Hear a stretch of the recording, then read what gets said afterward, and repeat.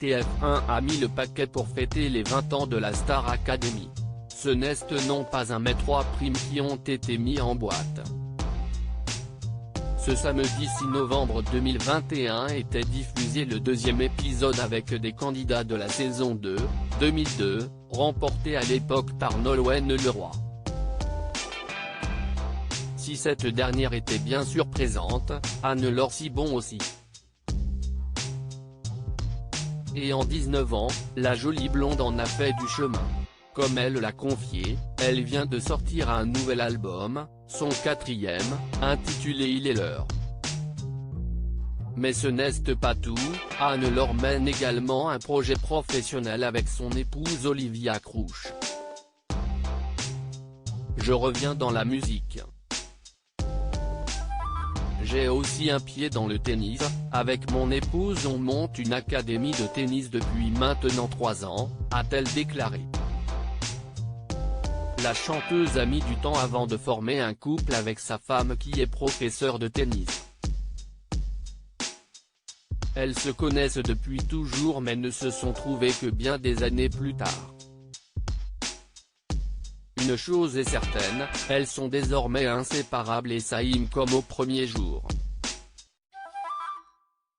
Anne-Laure l'a prouvé le 5 juillet dernier lorsqu'elle a partagé un cliché de leur mariage pour leur anniversaire. 2 ans de mariage, 2 années que je découvre ce qu'est le véritable bonheur. Quand on a ça, on comprend ce qu'est l'abondance, écrivait-elle sur Instagram.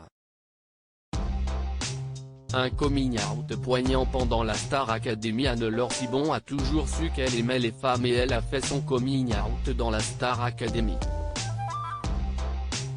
C'était lors d'un cours de théâtre avec Oscar Sisto. Je comprends de l'exercice qu'il faut savoir faire le show, monter sur scène, avoir un costume sur mesure, le trouver, et moi je suis tiraillé entre protéger les miens parce qu'on est à la télé et m'assumer. Et grâce à ce monsieur, j'ai pu le faire, s'est-elle souvenue lors du prime les larmes aux yeux. Après quoi, elle a eu l'opportunité de revoir les images de ce grand moment. On la découvre alors pendant le cours, en train de faire un monologue qui retrace son enfance pendant laquelle elle ne se sentait jamais à sa place parce qu'elle préférait toujours jouer au foot avec les garçons. Pour la première fois, Anne-Laure se libérait alors sous les regards émus de ses camarades. Il faut se rappeler qu'il y a 20 ans, l'homosexualité en France.